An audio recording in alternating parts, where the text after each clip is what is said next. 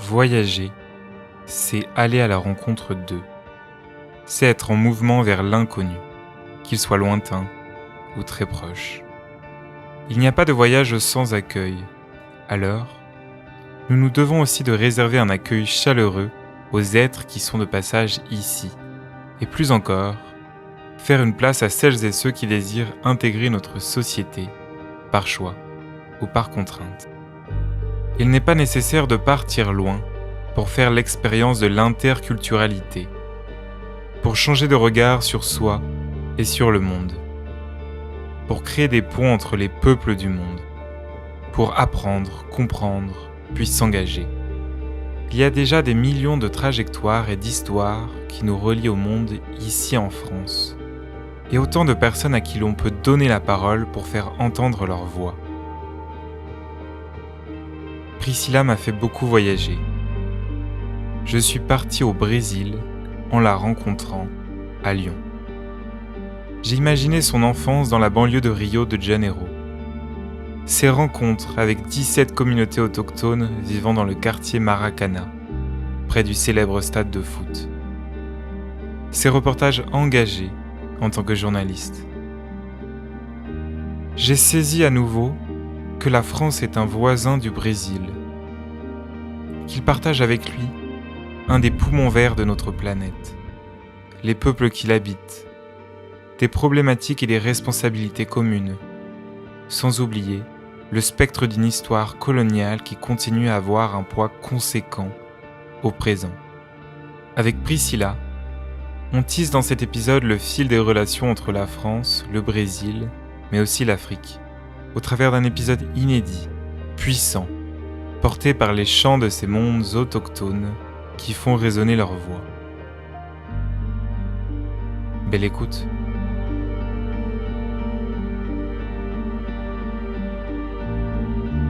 Bonjour Priscilla, merci de m'accueillir chez toi près de Lyon. C'est un plaisir et un honneur pour moi de pouvoir t'interviewer et de pouvoir donner de la visibilité à tes engagements. Comment vas-tu aujourd'hui ? Bon, pour moi, je me sens très honorée de recevoir cette invitation, de participer à ce podcast et aussi de t'accueillir chez moi. Oui, je vais très bien. Priscilla, tu es brésilienne, tu es née dans la banlieue de Rio de Janeiro et tu as vécu ton enfance et le début de ta vie adulte au Brésil avant de t'installer en France depuis quelques années. Tu es engagée ici et là-bas pour les droits des peuples autochtones brésiliens et la valorisation de leur savoir, créant des ponts entre les deux pays et les deux cultures, et plus largement entre le Brésil et le monde, grâce à ton association Umupucatu Portail Forestier. En parallèle, tu travailles pour ActionAid France et pour l'Alliance internationale pour les objectifs de développement durable, aidant à l'organisation de conférences et de colloques, notamment à l'Assemblée nationale ou encore à l'ONU. On va revenir ensemble sur ton incroyable parcours, sur les projets que tu mènes aujourd'hui et les grands enjeux qui entourent les luttes des peuples autochtones dans le monde, et plus précisément au Brésil. Et pourquoi aussi ça nous concerne nous, Français et Françaises qui vivons ici. Pour commencer, je voulais revenir sur ton histoire et comment celle-ci éclaire et résonne plus largement avec celle du Brésil. Priscilla, tu ne connais pas tes ancêtres car tous les registres ont été effacés. Une purge administrative qui fait suite à une histoire coloniale. En effet, le Brésil a participé pendant près de 4 siècles à un commerce triangulaire entre l'Europe, l'Afrique et les Amériques. Et les captifs des colonies africaines étaient déportés vers l'actuel territoire brésilien, vendus comme de simples marchandises et utilisés comme esclaves dans des plantations de canne à sucre. Le Brésil est la région qui a importé le plus de captifs africains, près de 5 millions, et l'un des derniers pays à avoir aboli l'esclavage dans le monde en 1888. Et dès cette fin du 19e siècle, il est interdit de donner des noms de famille qui sont qualifiés d'étranges à ses enfants. Par étrange, l'État veut dire indigène ou africain, en l'occurrence. Et cette histoire, elle explique pourquoi le Brésil a l'une des plus grandes diasporas africaines au monde, mais sans nom africain. À la place, on a des noms européens. Priscilla, tu sais que tu as à la fois des ancêtres amérindiens et africains, mais tu ne les connais pas et tu ne portes pas leur nom. Est-ce que tu veux nous en dire plus sur cette histoire, sur ton histoire? Oui, je pense que c'est très important d'aborder ces sujets-là parce que même au Brésil, c'est un sujet un peu tabou. C'est qu'aujourd'hui qu'on commence à vraiment discuter plus. Je raconte un peu mon histoire parce que c'est pas que mon histoire, c'est l'histoire de presque tous les Brésiliens. Donc au Brésil, c'est pas qu'il était forcément interdit de donner des noms africains aux autochtones. Mais ils ont semblé un peu étranges. Et donc les notaires, là c'est le notaire qui fait des actes de naissance, il peut les refuser. Jusqu'à très récemment, les autochtones ont été toujours tutelés par l'État. C'était à partir de la Constitution, la nouvelle Constitution fédérale de 1988, qui a changé parce qu'ils ont les droits reconnus pour la première fois. Pour donner un nom de famille autochtone à un enfant, on a eu une résolution de 2012-2013 qui a assuré ça aussi, que les autochtones pourraient donner leur nom, mais il fallait prouver qu'ils sont des autochtones. Il fallait un document de l'État, même c'était cette année, 2025, que pour la première fois, ils ont le droit de donner leur nom de famille et aussi d'avoir à côté de la ville de naissance de leurs enfants aussi les noms de la communauté, sans avoir l'obligation de montrer les documents officiels de l'État en disant qu'ils sont des autochtones. Bon, on a tout ce historique de colonisation. On était aussi le seul pays d'Amérique du Sud, Amérique latine, qui est devenu un empire. Ça explique aussi une autre chose, la façon que les pays étaient construits, c'était différent des autres pays dans l'Amérique latine. Et donc, au Brésil, on a un métissage assez important. Même si je suis plus claire, bon, c'est la génétique. Je suis une métisse. J'ai des ancêtres du côté de mon père d'origine africaine, ça c'est sûr, parce qu'ils sont tous des Noirs. Et au Brésil, on n'avait pas de Noirs avant l'arrivée de la colonisation. Donc, ils sont métissés à la fois africains et amérindiens. Du côté de ma mère, ce sont des Européens, Portugais, Allemands, aussi métissés avec des Amérindiens. J'ai 3 noms de famille et ces 3 noms, ce sont des noms européens. En plus, il y a toute cette histoire des traumatismes. Donc, j'ai des ancêtres africains. Je ne même peux pas savoir de quelle région de l'Afrique ils sont venus. J'ai des ancêtres autochtones. Par exemple, on a des histoires vagues qu'on entend des grands-tantes, des grands-mères, en disant que nos arrière-grand-mères ont été chassées, des choses comme ça. Par exemple, j'ai l'histoire de mon arrière-grand-mère, la grand-mère de mon père, que les colons, ou les héritiers des colons, ont été arrivés là-bas, ont été tués les hommes, ils ont pris les femmes et les enfants pour faire des travaux qui semblaient un travail esclave dans les champs de coton, et que la mère de mon arrière-grand-mère, elle a décédé d'une infection, et mon arrière-grand-mère, elle s'est trouvée à l'âge de 6, 7, 8 ans, on ne peut pas les préciser. Elle était orpheline, elle a été adoptée par une famille qui a changé son nom, son prénom, et dans sa vie adulte, elle ne se rappelait même plus les noms de la communauté autochtone d'où elle est venue. Donc c'est tout cet effacement historique, que c'est une charge immense pour nous les Brésiliens. Et donc pour nous les Brésiliens, ça semble normal qu'on a des noms portugais, italiens, allemands, des noms de famille.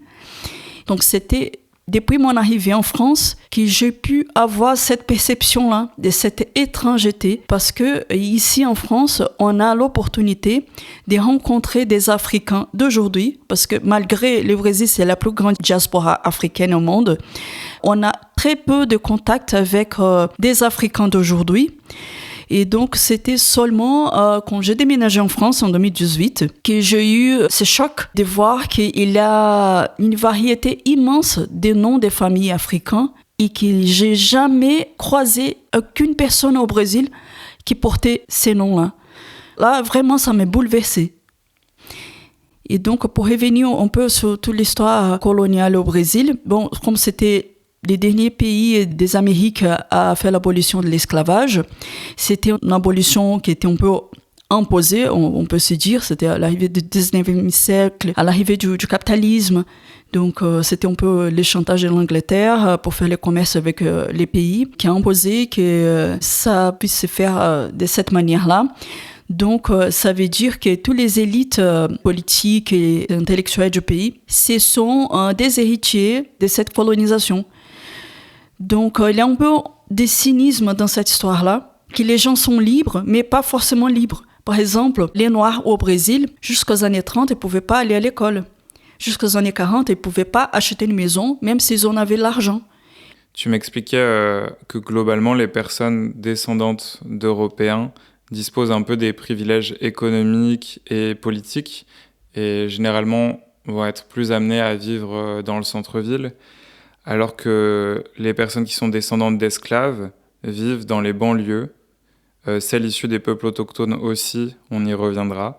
Toi, tu es né dans la banlieue de Rio. Est-ce que tu peux nous parler un peu de ton enfance et de ces différences entre les banlieues, le centre-ville ? Pour revenir un peu dans l'histoire du Brésil, que c'est mon histoire aussi, on a le phénomène des favelas, par exemple. C'est donné par rapport à l'empêchement des Noirs libres, même s'ils en avaient l'argent, de pouvoir acheter une maison. Donc, on a eu aussi des phénomènes de gentrification. Je suis grandi dans une ville qui s'appelle São João de Meriti. C'est une ville dortoir à côté de Rio. Les choses sont bien différentes.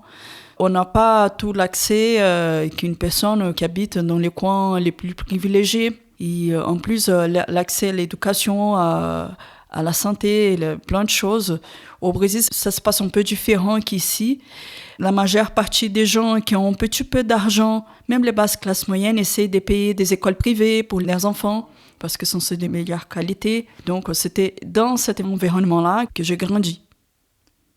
São João de Meriti, c'est aussi l'une des villes avec la plus grande densité démographique de l'Amérique latine. Donc, ça veut dire qu'on n'a pas des espaces verts. Et les gens rêvent d'en avoir des voitures, d'avoir des produits de luxe. Pas seulement la basse classe moyenne, mais aussi la haute classe moyenne. Que chaque fois qu'on y pense à passer une lune de miel, par exemple, ils rêvent à venir à Paris. Donc ça explique un peu pourquoi je suis là. On va y venir tout à l'heure. Et justement, là, tu nous parlais un peu des favelas. Je sais qu'en France et même ailleurs, on peut avoir pas mal de clichés sur ce que sont les favelas.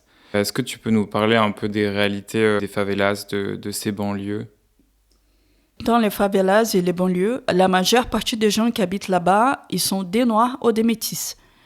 En rappelant que la majeure partie de la population brésilienne, plus de 50%, ce sont des Noirs ou des Métis, ou des gens comme moi. Même si on a eu des politiques dans le passé, des blanchissements de la population, ça n'a pas marché. Et bon, comme nous sommes des héritiers de l'esclavage, malheureusement, c'est dans ces endroits-là qu'on va grandir. Bon, mais il y a une petite différence entre les banlieues et les favelas.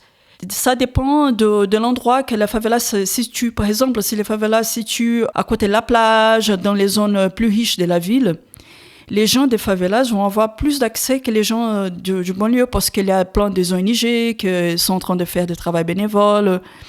C'est plus facile aussi à dialoguer avec les gens qui ont plus de moyens. Et les banlieues, comme c'est la gentrification, on est vraiment isolé.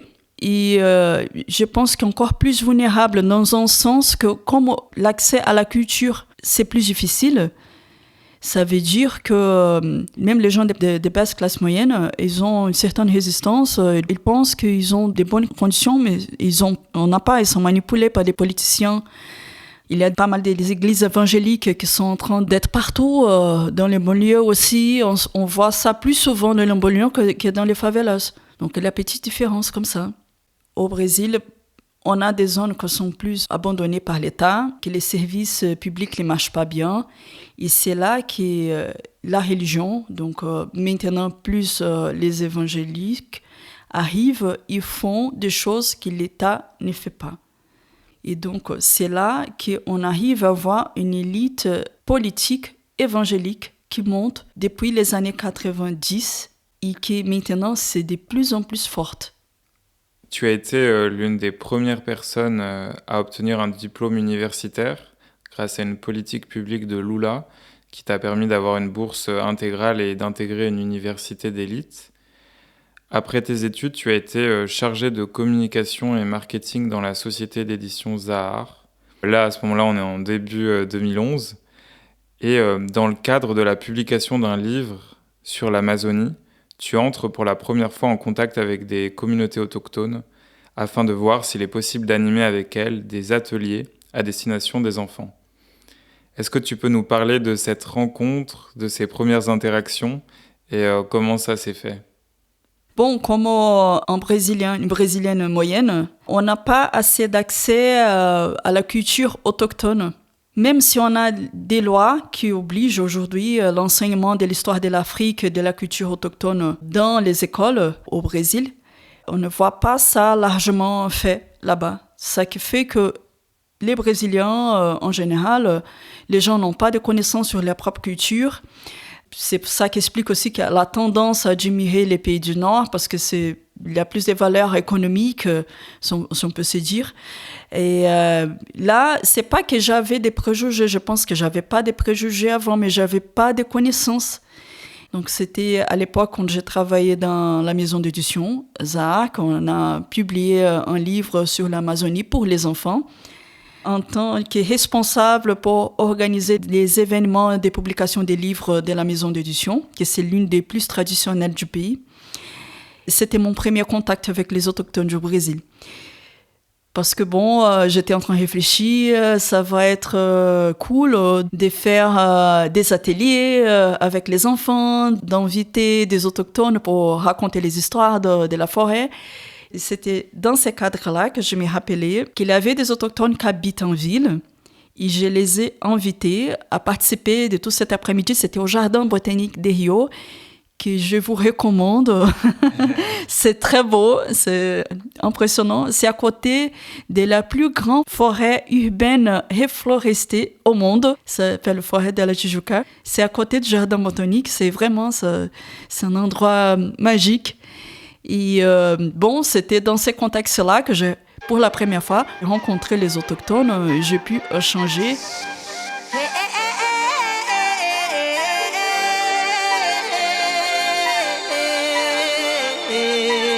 Não preciso de fé porque eu vejo o que eu sinto em todo canto, encantados em movimento. Não preciso de fé porque eu vejo o que eu sinto em todo canto, encantados em movimento. Et j'étais tellement étonnée dès les premiers échanges, la façon qu'ils ont arrivé dans la maison d'édition, la façon qu'ils sont portés, la défense de leur culture, de leur communauté, parce que par exemple, j'ai imaginé d'amener des enfants autochtones au départ pour faire des échanges avec des enfants non autochtones. Pour moi, c'était une chose qui me semblait très belle. Et pour eux, ils m'ont expliqué que non, qu'ils préservent leurs enfants, que les enfants ne sortent pas de leur communauté pour ne pas mélanger les choses. Et c'était ces moments-là aussi une chose qui m'a beaucoup sensibilisée, c'était la façon qu'ils traitent l'argent. À l'époque, j'ai eu l'habitude de travailler avec les prestataires. Et normalement, les prestataires, c'est normal. Hein. Les gens demandent un peu plus d'argent, on négocie. J'ai eu déjà l'habitude. Et là, ils n'ont été pas à l'aise du tout de parler leur prix. Ils ne savaient pas quel prix donner.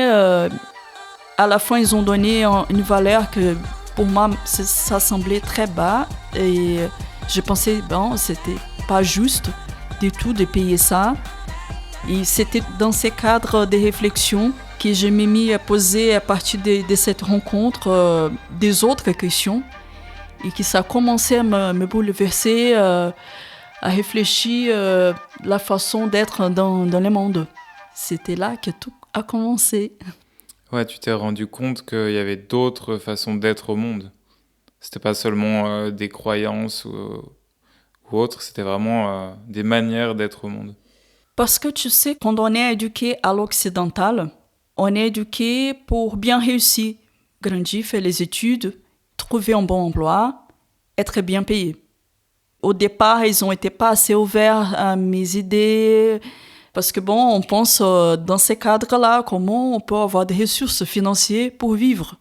Et pour les peuples autochtones, la priorité, c'est les valeurs qu'ils apportent, les valeurs éthiques, des valeurs humaines, le respect pour la nature. C'est ça qui vient en premier. Et c'était dans ce cadre de réflexion-là que j'ai commencé à me poser des questions. Qu'est-ce que je fais dans ce monde ? Qu'est-ce que j'apporte dans ce monde ? Qu'est-ce que ma mission ? Et là, ça a tout changé.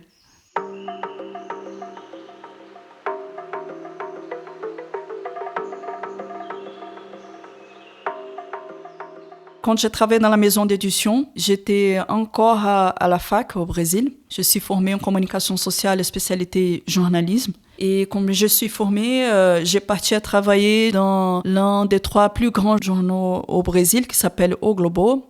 Et après, j'ai travaillé dans la plus grande chaîne de télévision du pays qui s'appelle TV Globo, donc c'est les mêmes groupes de communication. Tous les échanges avec les autochtones, ça m'a rappelé pourquoi j'ai choisi de devenir journaliste. Et j'ai choisi de devenir journaliste pour donner la voix à ceux qui n'ont pas de voix, pour aider le monde à être un endroit plus juste. Et dans tout mon travail, en tant que reporter, éditrice, j'ai essayé de faire des reportages, j'ai essayé d'engager les collègues, j'ai essayé de faire plein de choses qui, à la fin, n'ont pas marché de la façon que je l'imaginais. Parce que, bon, on a un modèle économique des médias que, bon, c'est partout dans le monde comme ça. On a un modèle économique qui est versé par l'audience. Donc, on a nos salaires payés si on a une bonne audience. Donc, c'est la publicité qui paye. J'ai pu remarquer que l'audience elle est attirée par des choses pas assez bonnes pour la santé, surtout la santé mentale. Donc, si on veut simplifier un peu, l'audience a la tendance à être plus attirée par la violence et l'érotisme. Et quand on essaye d'engager, de dénoncer les crimes, oui, ça va attirer l'audience parce que c'est la violence. Mais en même temps, on s'est fait menacer, on fait nos sources menacer aussi.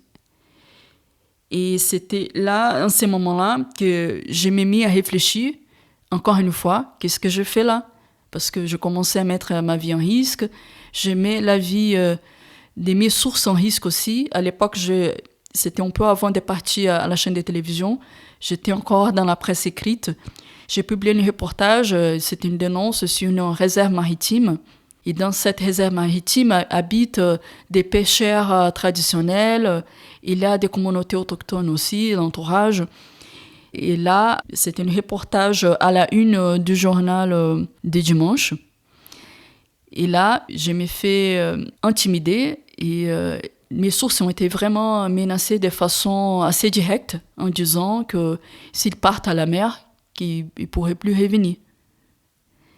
Et là, je m'ai mis à réfléchir, qu'est-ce qu'on fait en fait ? Comment on change ? Les autochtones, à la fois, ils sont plus invisibles même que les Noirs au Brésil, parce qu'en plus d'avoir tous ces effacements administratifs, on a eu aussi la peur. Donc, tous ces gens qui sont expulsés de leur territoire, soit par des menaces, empoisonnement des rivières, de viols, d'assassinats, quand ils changent de territoire, parfois les sujets amérindiens autochtones, ils disent on ne peut plus se dire que nous sommes des autochtones. Parce que là, ils ont eu la crainte d'être expulsés à nouveau et d'être tués. Donc, il y a toute cette violence physique, économique, sont déracinées, la violence symbolique, culturelle, que c'est immense au Brésil. Il y a des gros enjeux là-dessus au niveau de la reconnaissance des droits des peuples autochtones. C'est que la propriété semble pas toujours exister non plus, ce qui pose aujourd'hui des difficultés car on exploite, on détruit les territoires dans lesquels nombre d'entre eux et d'entre elles habitent. Bon, au Brésil, on a une problématique, que c'est une problématique un peu générale du pays, que c'est la question foncière. Donc, on a des lois qu'on intitule cadre temporel. Ce sont des projets de loi qui changent de temps en temps, mais ils ont le même objectif, que c'est d'empêcher l'accès des peuples autochtones à leur territoire, en disant, par exemple, que les peuples autochtones au Brésil, ils peuvent avoir leur territoire reconnu qu'à partir de l'année de la nouvelle constitution. Donc, s'ils n'ont plus habité dans les territoires d'origine à partir de 1988, ils n'ont plus de droits. Et on sait bien qu'ils sont systématiquement expulsés et comment ils peuvent prouver qu'ils ont été là avant. Donc là, c'est très dur. Et souvent, les autochtones, dans le cadre de la spiritualité, ils sont nomades, mais ils sont aussi très attachés à leur territoire, qui ce sont des territoires sacrés. Et donc, c'est très dur pour les autochtones au Brésil de se voir vivre en ville. On a plus de 60% des autochtones qui habitent en ville aujourd'hui. Donc, on a toujours la tendance à imaginer que la majeure partie des autochtones au Brésil habitent en zone de forêt. C'est pas vrai. Ils habitent en ville, pas qu'ils adorent la ville, mais ils ont été menacés, ils sont obligés de partir. Donc, aujourd'hui, je travaille en partenariat avec Aldeia Maracanã, qui apporte les projets de création de la première université autochtone du Brésil. Ce sont 17 communautés autochtones de plusieurs régions différentes du pays. Et c'était avec ces autochtones d'Aldeia Maracanã que ça s'est fait mon premier contact quand j'ai travaillé à la maison d'édition. Et là, une chose qui m'impressionne, c'est que par exemple, à Rio, ils habitent dans un territoire qui est un territoire pour eux sacré, même avant la colonisation au VIe siècle. C'est un territoire on avait des peuples tupinambás qui ont gardé des semences là-bas, qu'ils ont fait les rituels, que c'était aussi un point de rencontre avec les autres communautés autochtones. Et ce territoire, aujourd'hui, c'est un territoire dans les quartiers du Maracanã, à Rio, à côté de l'estade du foot du Maracanã. C'est un stade qui a abrité 2 finales de Coupe du Monde, 1958 et 2014. Donc, c'est un quartier assez valorisé. Et là, à côté du stade de football, il y a les bâtiments, qui c'était les premiers services de protection des indigènes au Brésil. Et c'était aussi les premiers musées des autochtones, on appelait à l'époque Musée de l'Indien, en 1953. Et qui, à partir de l'arrivée de la dictature militaire des années 60-70, a été abandonné jusqu'à aujourd'hui. Donc, une chose qu'on voit dans ces territoires, qu'il y a plusieurs autochtones qui habitent là-bas dans des conditions précaires.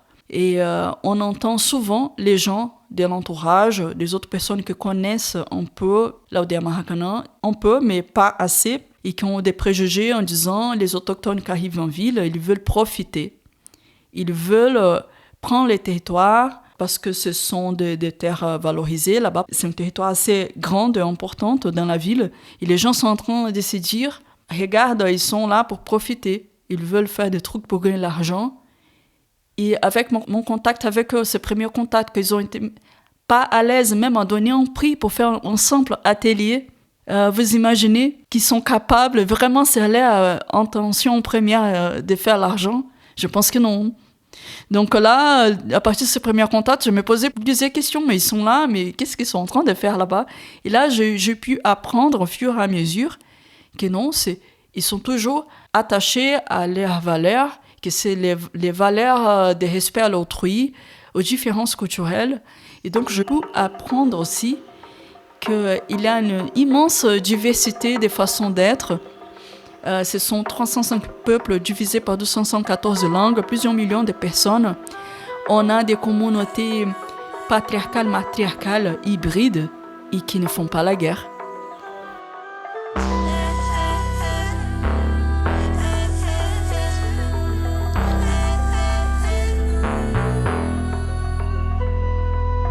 Eu pensei em tanta coisa pra te falar nesse momento.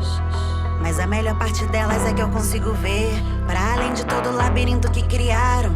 Pra não ser fácil ver que somos filhos da terra.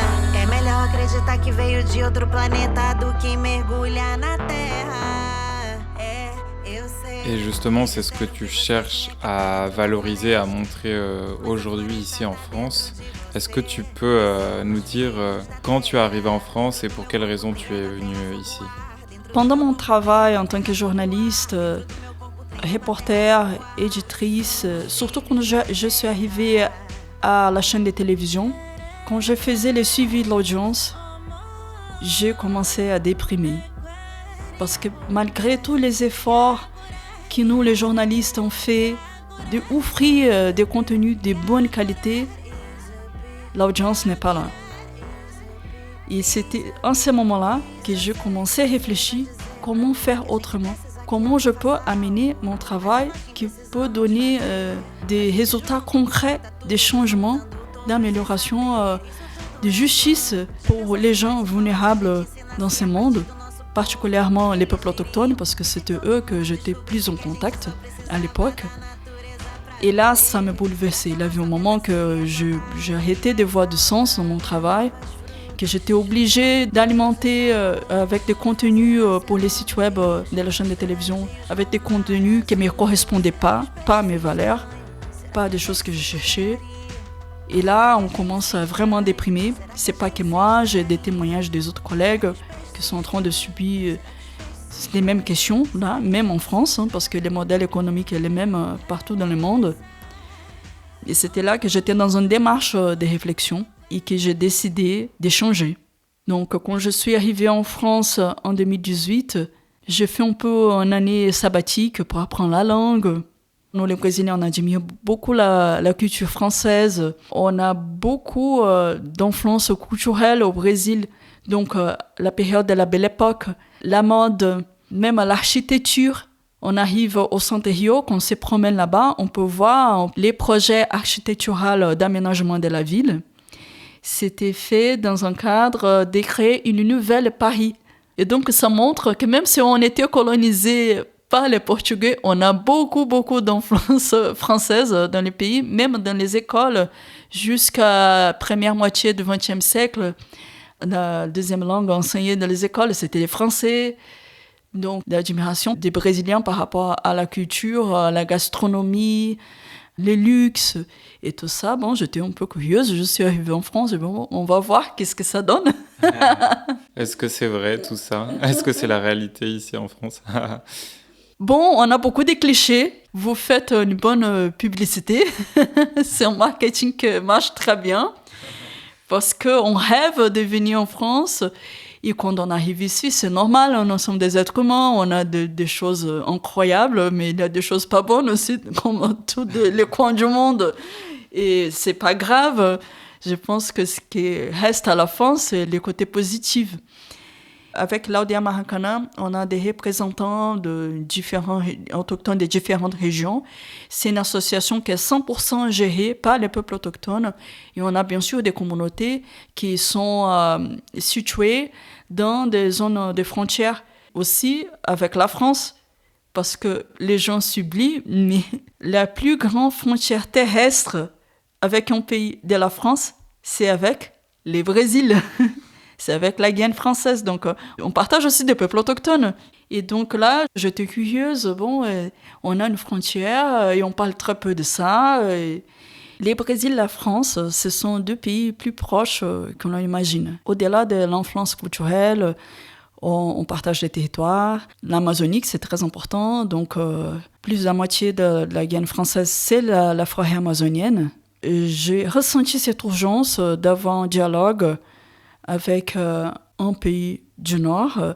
J'ai trouvé que la France, c'était les plus proches du Brésil dans ces questions-là. Plus proche que le Portugal. Que le Portugal, bien sûr, parce que l'effet de détenir une partie du territoire amazonien, c'est un sujet très, très important.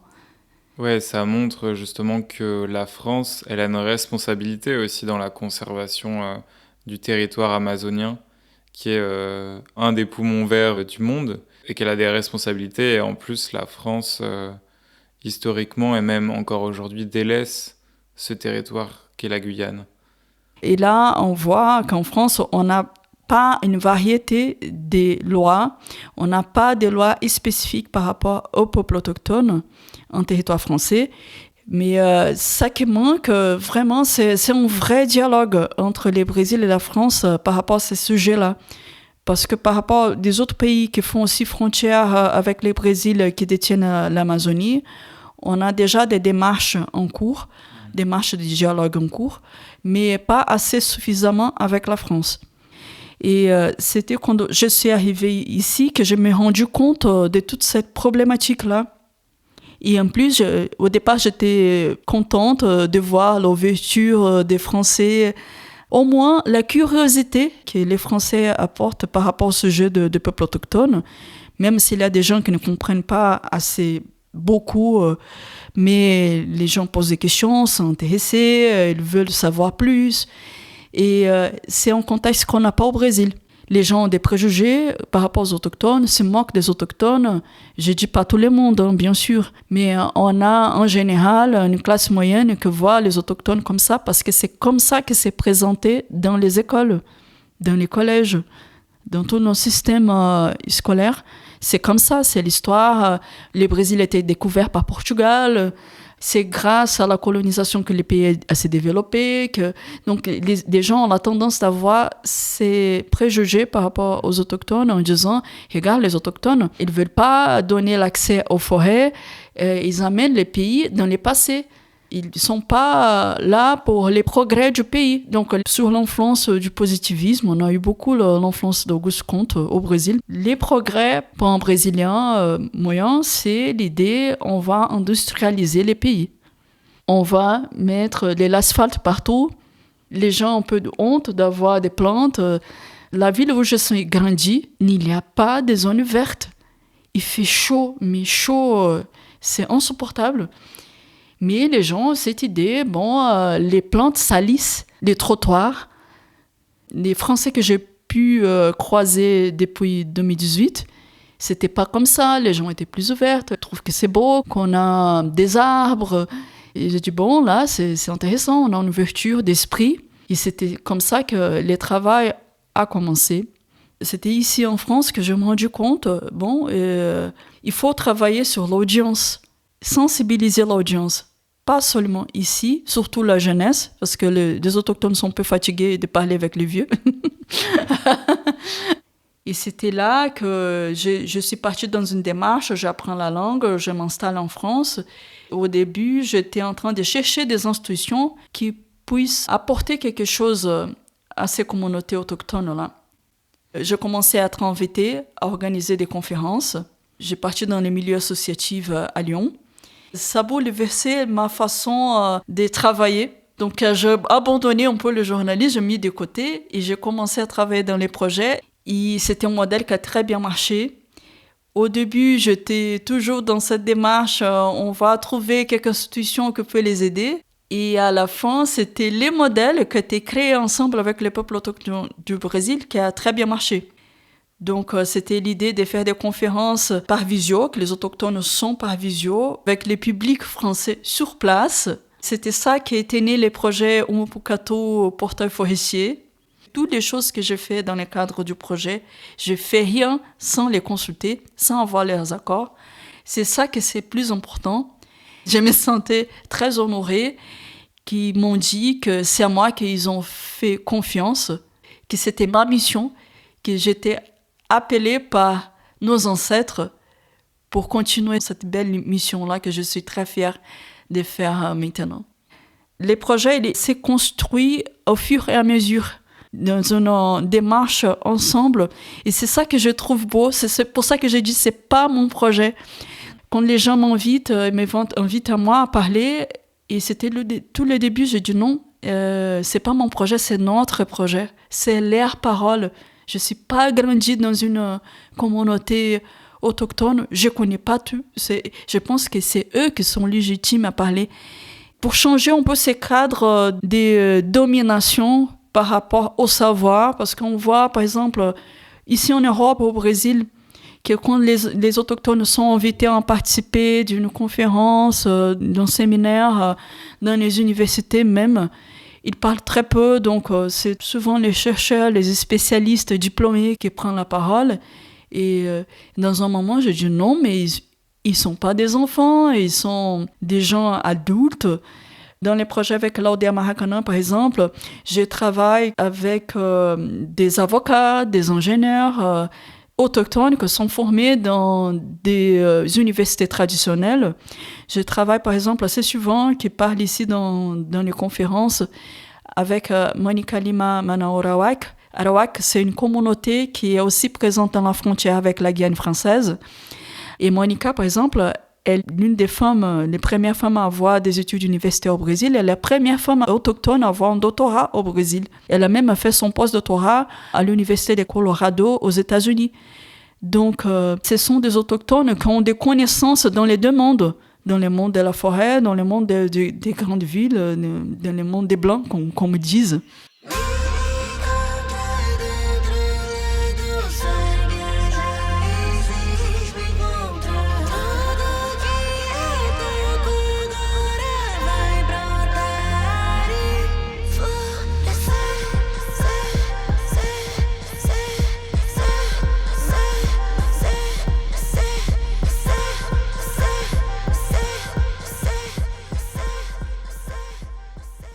Ouais, c'est hyper important de ne pas romantiser ces communautés et de se défaire des clichés. Et pour ça, je trouve ça trop chouette qu'ils et elles puissent avoir la parole, la prendre à distance. Et c'est vrai que c'est là où la visio et la technologie peuvent être des outils au service des voix de ces peuples-là. Toi, tu es, du coup, comme tu disais bien, une des porte-paroles de la cause autochtone ici en France et au Brésil. Et tu te mobilises justement, notamment en organisant ces conférences et des ateliers, notamment auprès de populations jeunes, dans les lycées, les collèges, etc. Mais aussi, tu portes ces conférences-là et leur voix à l'échelle institutionnelle, en France, on parlait de l'Assemblée nationale, à l'ONU, donc à l'échelle plus internationale. Et du coup, tu m'expliquais que l'idée de ces conférences, c'est de donner de la voix justement au peuple autochtone et de montrer que les personnes ici en France sont intéressées par ce qui se passe là-bas au Brésil. Parce que justement, tu disais que la France est un pays qui a de l'influence au Brésil, même à l'échelle des institutions, et que le Brésil regarde ce que la France et les Français et les Françaises pensent. Les premiers buts, oui, c'est de sensibiliser la jeunesse en France. On a déjà une ouverture par rapport au milieu associatif qui c'est très intéressant. On a un cadre juridique qui c'est aussi intéressant par rapport à la responsabilité des entreprises. Les citoyens commencent de plus en plus à avoir de conscience des choses liées à l'écologie, au changement climatique. Oui, c'est un travail intéressant que je fais ici. Et sans mettre les autochtones en risque. Donc c'est ça qui est important aussi. On les vulnérabilise aussi d'une certaine façon. Il y a deux côtés. Il y a au côté, oui, c'est bien parce que les gens sont au courant des choses qui se passent, mais de l'autre côté, ils deviennent une cible plus marquée. On montre aux politiciens au Brésil, aux hommes d'affaires, parce qu'on a une chambre de commerce aussi qui marche bien entre les deux pays, on a des accords commerciaux assez importants. Regarde comme la France, les Européens, les pays avec la culture que vous admirez beaucoup, comme ils traitent les autochtones. Les endroits qu'ils parlent, les universités, les beaux auditoriums, c'est démontrer que les projets marchent bien ici pour avoir une influence là-bas, pour créer ces réseaux de dialogue, mais aussi d'influence positive. Et là, il y a des choses qui commencent déjà à changer. Parce que, par exemple, au Brésil, on a pour la première fois dans l'histoire du pays un ministère des peuples autochtones. Mais c'est les ministères qui ont les plus bas budgets, c'est les ministères qui ont plein de projets qui sont bloqués parce que, on a un congrès qui n'est pas assez collaboratif. 2023 était aussi créé une commission pour l'étude de la création de la première université autochtone du pays. Et donc, les autochtones d'Aldea Maracanã, qui ont le projet de création de première université, ils n'ont été pas invités. Ils ne faisaient pas partie de cette commission. On a trouvé ça assez aberrant. Et donc, avec toute notre mobilisation, avec des lettres des professeurs universitaires, des directeurs de master ici en France, j'ai fait un rapport avec plus d'une 60aine de pages qui étaient envoyées au Brésil. Et pas seulement mon travail ici, mais il y a aussi des bénévoles, des gens engagés, des chercheurs au Mexique, parce qu'on a des partenariats aussi, là, au Danemark, on a des partenariats avec des universités autochtones mexicaines, des instituts de recherche au Canada. On a pu montrer au ministère de l'Éducation au Brésil, regarde, les projets d'universités autochtones, ils existent déjà, il est reconnu à l'international. En août de 2024, on a eu déjà des résultats, un an après. Des autochtones de l'Aldea Maracana ont été pour la première fois invités à être consultés dans la commission de l'étude de création de la première université autochtone du Brésil. Mais c'est déjà important qu'ils montrent que le travail qu'on fait marche, n'est pas pour rien. Donc quand on voit les Français, à peu près 36-37% des Français qui ont la éco-conscienté, qui ne regardent plus des nouvelles sur l'écologie, que ça les angoisse, ou sinon il y a des gens qui pensent que c'est déjà trop tard, le processus est déjà déclenché. On peut montrer que non, ce n'est pas trop tard, ce n'est pas pour rien qu'on se mobilise, les choses bougent. Donc il faut qu'on continue. On a des recherches qui montrent que si on commence dès maintenant, ça peut faire 74% de la forêt primaire qui peut être protégée. Et là, c'est pas rien, c'est plus que la moitié. C'est hyper inspirant et positif de voir que la coopération internationale entre différents pays, la jonction des forces de différentes synergies a des résultats. Et ça, je trouve ça hyper joyeux et trop chouette. Et justement, toi, c'est quelque chose que tu essayes le plus possible aussi de montrer, de mettre en place, de créer ces connexions, ces synergies entre différentes structures, différents acteurs, actrices dans tous ces pays. Et justement, tu as envie aussi de créer plus de liens entre les différents peuples autochtones du monde. Tu me disais justement que tu avais rencontré les Samis, qui sont le dernier peuple autochtone d'Europe, au nord des pays scandinaves, et que tu imaginais peut-être faire un partenariat avec eux et elles à un moment. Quelles sont un peu les idées, les projets sur lesquels tu travailles dans ce cadre-là ? La rencontre avec les Samis, c'était une très belle surprise pour moi. C'est le seul peuple autochtone dans les territoires de l'Union européenne. Et je suis partie au nord de la Suède en 2023 et ça m'a beaucoup touchée. Les Samis, par exemple, ils m'ont parlé beaucoup sur le colonialisme vert. Ils ont des problématiques assez similaires que les peuples amérindiens. Ça m'a beaucoup étonnée. Bon, ce sont des peuples qui n'ont jamais se croisés. Ils ne parlent pas la même langue. Et ça m'a beaucoup étonné les similitudes que j'ai pu avoir. Premièrement, les premiers contacts, les langages corporels, c'était pareil. Ils subissent les mêmes préjugés, des choses qu'ils ont pu me raconter par rapport à la société suédoise. Comme les Brésiliens, ils ont difficulté à accéder aux universités. Ils sont méprisés aussi. Ils m'ont raconté, par exemple, par rapport au colonialisme vert, qu'il y a des réserves qui sont en train d'être faites là-bas et qu'ils sont interdits de chasser. On sait bien que les Samis sont des nomades, qu'ils font l'élevage des rennes et qu'ils se nourrissent aussi des rennes et qu'ils pêchent aussi, qu'ils font plein de choses. Et là, ils sont interdits de chasser, de faire les activités pour vivre. Bien sûr, ce n'est pas pour faire du profit, c'est pour vivre. Mais que les entreprises de minération continuent à travailler dans les mêmes territoires, ou des territoires à côté, par exemple. Ils ne sont pas interdits.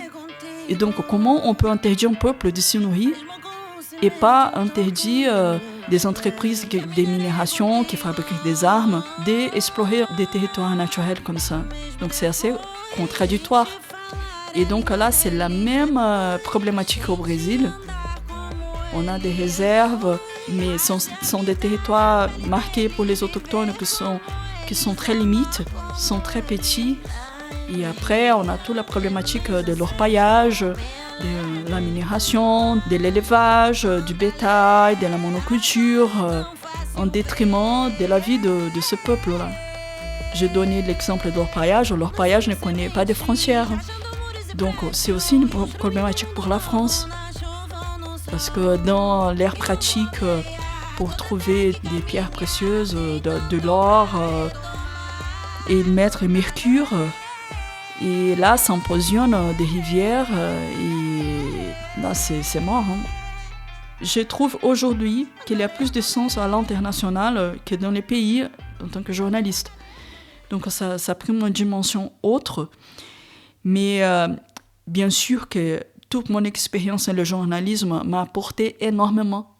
Ça m'a apporté l'effet d'avoir interviewé les hommes politiques, les gens qui ont les pouvoirs. Ça m'a donné aussi des outils de réflexion importants. Parce que parfois, on voit des gens qui ont des bonnes intentions, mais ils n'ont pas assez de connaissances. Ce n'est pas tous les politiciens qui sont des méchants. Mais la question, c'est que les modes de fonctionnement de notre société aujourd'hui amènent les gens à faire des choses qui ne sont pas bien, sans se rendre compte. Là, ces gens, ils se mettent dans une posture défensive. Ils sont indirectement en train de dire « Non, je ne suis pas un méchant ». Là bloque la possibilité de changement.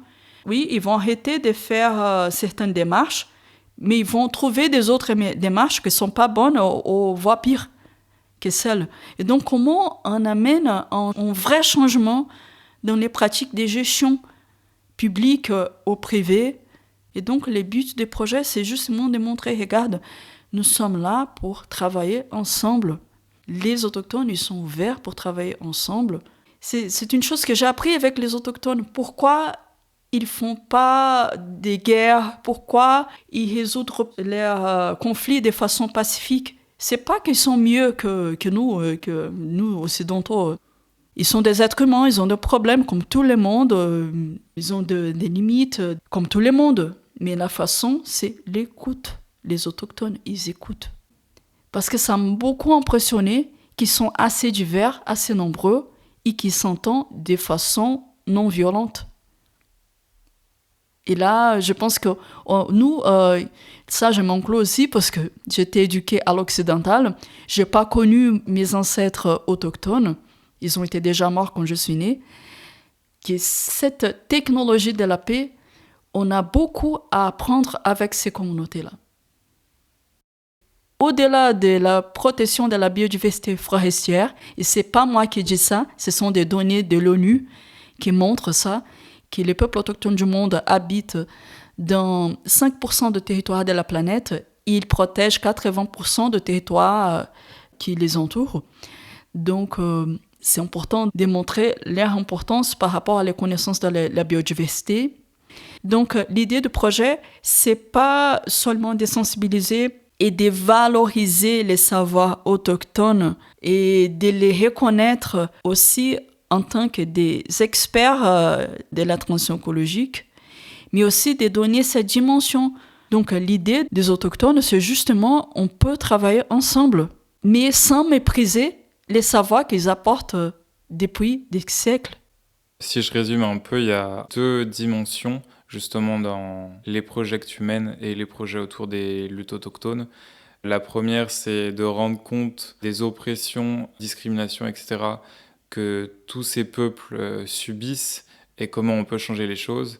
Et la deuxième, c'est qu'est-ce que ces peuples peuvent nous enseigner, peuvent nous amener de différents dans la façon d'être au monde, dans la façon de gérer les questions climatiques, les questions écologiques de manière générale. Ils ont une expérience historique de lien au vivant qui est beaucoup plus fort que nous, dans des rapports d'être au monde et de connexion que nous, on n'a pas. Société occidentale naturaliste qui avons séparé justement les êtres humains un peu des autres êtres vivants. Et justement, tu parlais de cette technologie de la paix, ont aussi expérimenté sur des centaines d'années, des millénaires, d'autres façons de communiquer et de s'exprimer qui passent pas seulement, comme tu le disais, par le cerveau, mais qui passent aussi par le corps, qui passent par l'oralité. Justement, pour compléter un peu ça, est-ce que tu as des exemples sur ces deux aspects de technologie de la paix, de protection du vivant, de choses que ces peuples autochtones, on va dire brésiliens, par exemple les communautés avec qui tu es en lien, pourraient nous amener, nous enseigner, qui pourraient être intéressants de connaître? Il faut réfléchir que les choses se passent par étapes. Nous, la façon qu'on vit en ville, on s'attend toujours à des résultats vite. Et là, quand on travaille avec ces populations, qu'ils ont une perception du temps un peu différente que la nôtre, que notre existence ne s'arrête pas seulement quand on est vivant dans ces corps, mais qu'on fait partie d'un cosmos, qu'on fait partie d'une communauté et qu'on fait partie d'une continuité avec nos descendants. C'était ça ma difficulté au départ. J'ai vu qu'il y a beaucoup des institutions qui travaillent dans l'urgence, des institutions qui travaillent sur l'humanitaire, il y a des institutions qui travaillent sur la dénonciation des crimes, mettre en lumière la vulnérabilité de ces personnes. Ce sont des travaux très importants, on est d'accord. Il faut dénoncer, il faut le faire. Mais moi, ça me manquait voir un peu le côté « et après, on fait quoi ?» Il faut aussi faire un travail qui va durer et qui va changer des choses au fur et à mesure. Donc, et ça, c'est lié à toutes les visions du monde. Donc, une chose qui m'a beaucoup marquée avec les contacts avec les autochtones, c'était la façon qu'ils ne lâchent pas l'affaire. Ils subissent tellement des agressions dans tous les niveaux. Ils sont là, toujours, ils ne désistent pas. Et pourquoi ils ne lâchent pas l'affaire? Parce qu'ils ont une idée des temps que c'est différent que la nôtre. Donc, dans certaines langues autochtones, on a l'idée des temps que c'est plus lié au temps de vie d'un arbre, par exemple. Et le temps de vie d'un arbre, c'est beaucoup plus large que le nôtre. Un arbre peut vivre des siècles. Et donc, l'idée de passé, présent, futur, est différente de la logique. Ils ont cette idée des responsabilités, de passer leurs connaissances aux prochaines générations. Donc, c'est plus la vision de l'importance des ancêtres. Ils ont bien conscience que les choses que nous avons aujourd'hui, que ce sont des bonnes choses, c'est nos ancêtres qui ont nous laissé. Donc, nous, en tant qu'êtres vivants dans cette génération-là, on a l'obligation, la responsabilité de donner des outils aux gens qui vont venir. Les autochtones, ils ont des connaissances scientifiques assez importantes. Oui, ils connaissent beaucoup sur les herbes, sur la façon de la médecine ancestrale. Ils ont testé des choses pendant des millénaires. Ils ont des connaissances par rapport à la biologie, à plein de choses qui peuvent nous aider à mieux gérer la transition écologique. On a des ingénieurs qui font la bioconstruction, qui sont super. On a plein d'outils. Mais ça ne marchera pas si on n'a pas vraiment une évolution, un changement de conscience. Pourquoi les Européens, quand ils sont arrivés aux Amériques, ont été bien reçus? Le fait que les colonisateurs ont été bien accueillis, ça donnait aussi l'ouverture de se faire dominer. Et ce n'était pas le but des autochtones de se faire dominer, bien sûr, on est d'accord. Et qu'est-ce que les colons ont fait quand on est arrivé? Et ils ont été en train de rigoler, de se moquer des autochtones. Regarde, ils sont tout nus, ils sont ridicules. Donc, on se pose la question, qui étaient vraiment les sauvages dans cette histoire-là?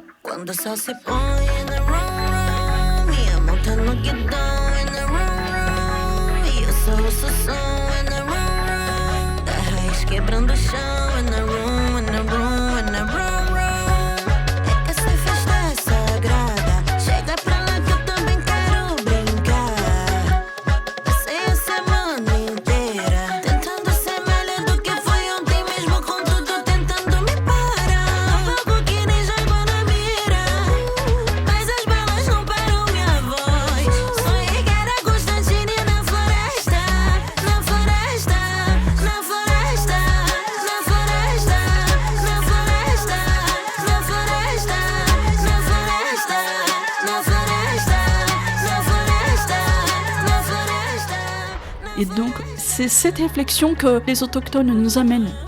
Ils sont ouverts à nous entendre et nous sommes ouverts à comprendre leur vision. Et c'est ça l'idée aussi de montrer aux décideurs, on est là ouvert pour les entendre, mais qu'on veut aussi être respecté. Parce que ça ne sert à rien si j'arrive ici, regarde, je travaille avec les autochtones qui ont des connaissances essentielles. et que les gens vont arriver, oui, on va les prendre dans une vision plus utilitaire de la chose. Donc, c'est ça qui arrive.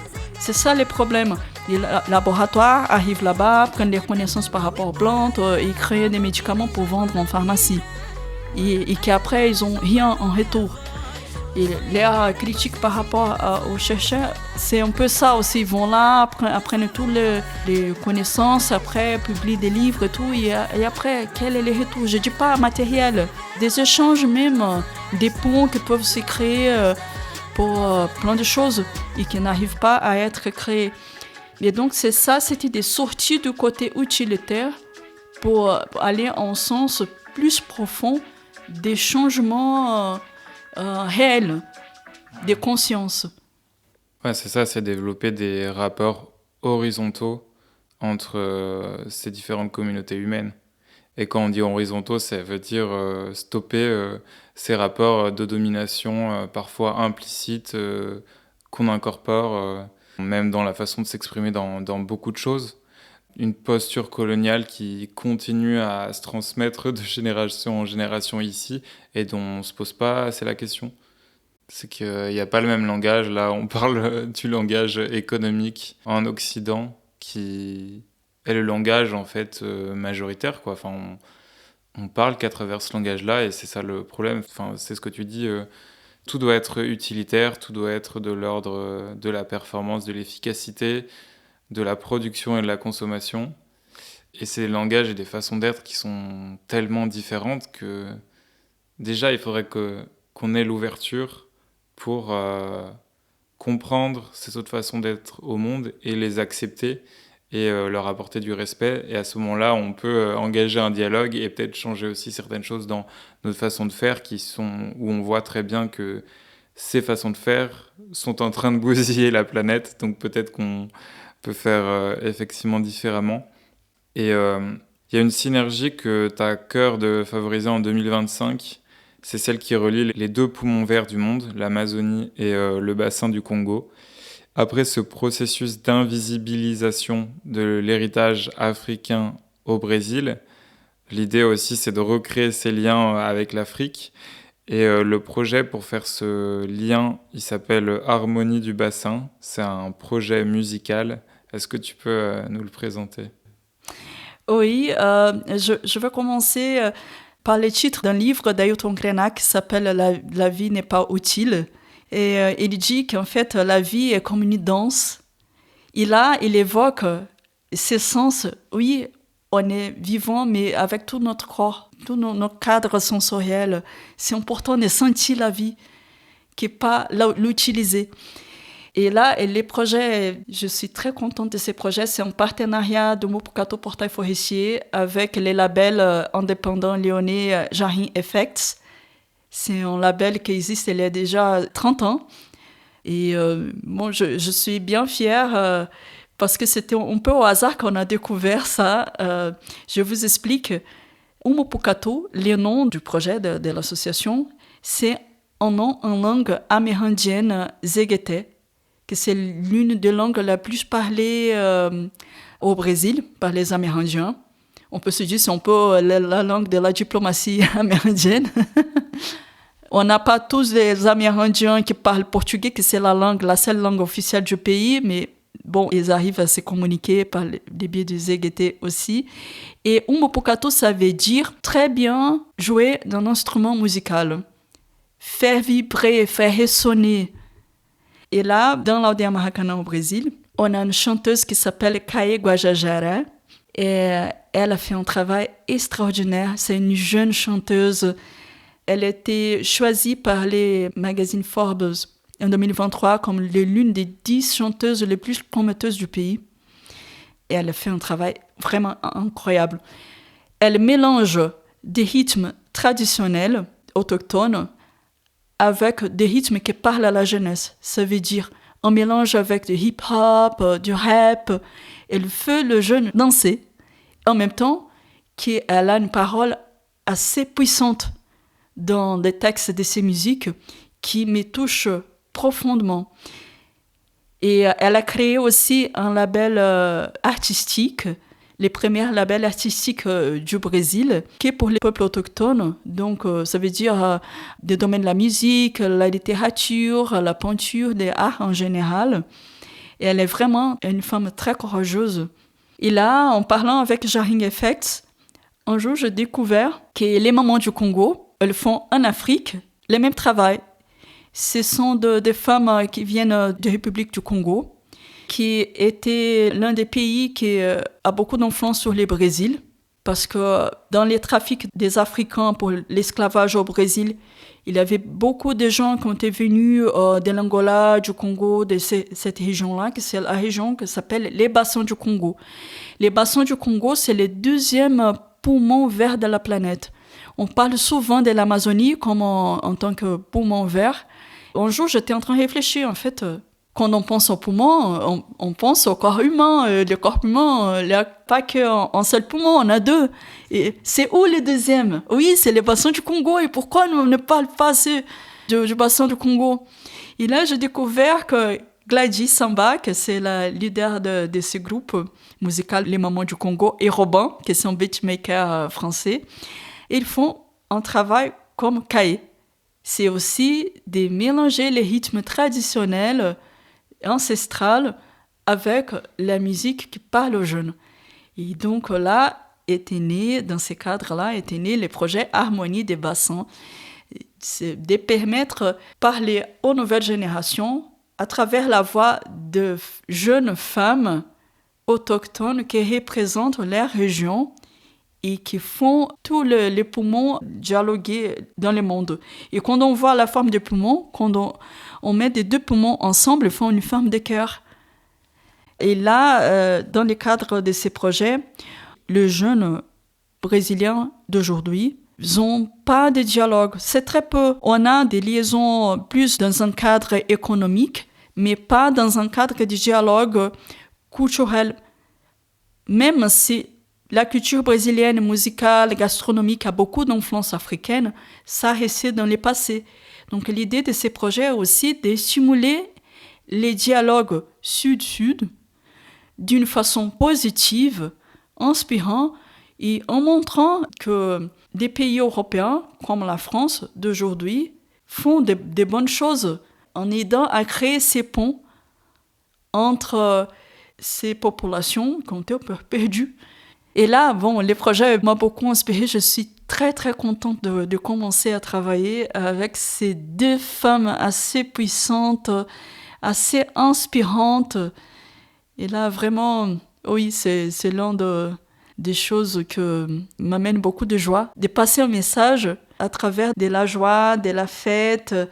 C'est la joie, c'est l'amour qui nous amène dans une autre dimension qui nous fait vraiment bouger. Ouais, tu me disais justement que les peuples autochtones amenaient cette dimension du corps et qui est hyper importante. Et c'est vrai qu'on a beaucoup parlé de lutte politique, économique, sociale, juridique. Quelle est la place de l'art, et notamment ici de la musique, dans ces luttes? Dans les langues autochtones et plusieurs langues africaines, les mots « art » n'existaient pas. Parce qu'ils ne font pas la différence entre la vie et l'art. Vivre, c'est un art. Et la musique, elle nous amène à une dimension autre. On est trop dans les mentales. Donc la musique, elle a fait vibrer les corps. Elle nous amène à ce côté sensoriel qui est très important. Mais les autochtones, ils comprennent bien, c'est pas que le cerveau. On a notre peau, on a nos oreilles, tout ça, notre vision, tout ça, ça marche pour nous donner des réponses aussi. C'est comme ils voient, c'est la façon comme une plante se porte dans ce monde, des animaux s'aperçoivent dans le monde. Donc il y a des recherches scientifiques qui montrent que les plantes, elles peuvent sentir quand on arrive à partir d'une certaine distance, qu'elles peuvent sentir notre présence, qu'elles sentent des vibrations. Et là, ça donne une intelligence qu'elle travaille dans un réseau des racines pour se soutenir dans une communauté végétale. Et donc là, il y a tout ce cadre sensoriel que c'est très important et qu'on est en train de perdre. Et l'essence du nom Umupukato fait vibrer quand on joue très bien en instrument musical. Ça veut dire beaucoup de choses. Tu as parlé du mot lutte. J'aime pas trop ces mots.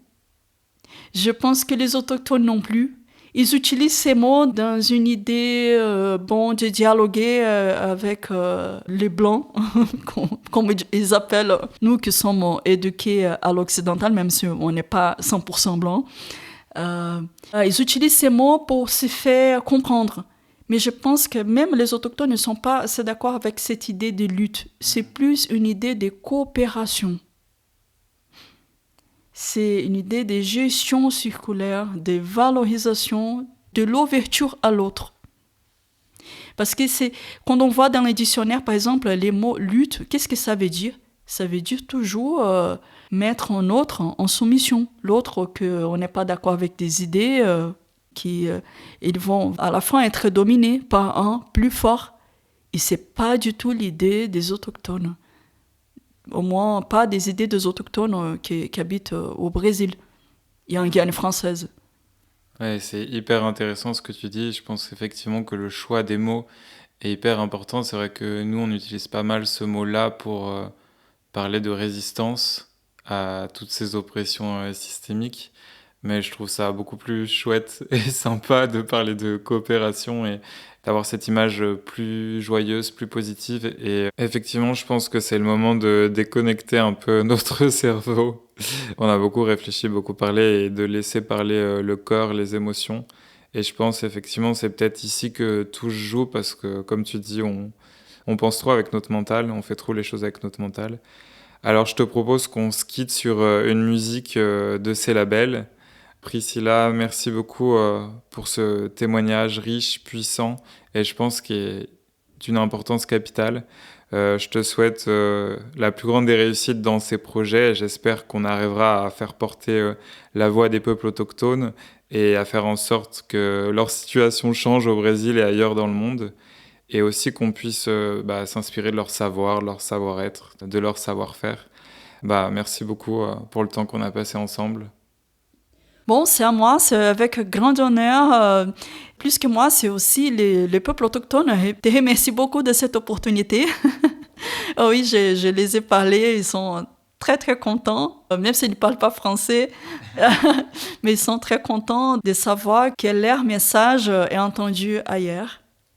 Merci. Génial, trop bien. J'invite toutes les personnes qui nous écoutent à partager ce témoignage autant que possible pour faire porter justement cette voix-là. Merci pour votre écoute. Priscilla, je te souhaite une bonne soirée. Je te dis à très bientôt. Merci, bonne soirée. Montrons que nous sommes au courant des réalités autochtones au Brésil, qu'elles nous importent, afin d'être une force pour la reconnaissance des droits des communautés et la valorisation de leur savoir. Car oui, cela peut avoir un impact positif. Si ce média gagne en visibilité, cela envoie un signal fort aux institutions brésiliennes. Je compte sur toi pour le partager un max autour de toi.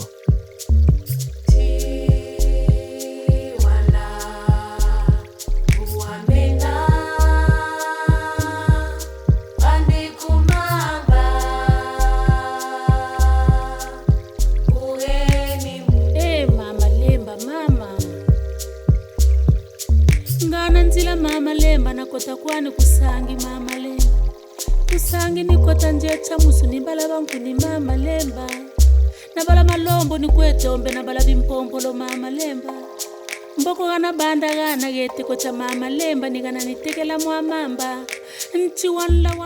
Je remercie très sincèrement Kay Guajajara, ses producteurs et son label Azuruu, entièrement dédié au développement des artistes autochtones, pour les droits d'utilisation des chansons de son dernier album Forest Club, qui habille avec force et puissance les propos de cet épisode. Kay est une artiste engagée et militante qui, au travers de ses chansons, met en lumière la diversité des identités indigènes et les réalités de ces communautés qui vivent en ville et qui subissent notamment oppression et discrimination. Merci à elle de donner de la visibilité à ces réalités autochtones. Merci également au label lyonnais Jarring Effects et aux Mamans du Congo et Robin pour l'utilisation de leur sublime chanson Gnaminke qui vient clore cet échange. Alors, je compte sur toi et à très vite. C'est une petite source qui étanche la soif des bêtes et des hommes.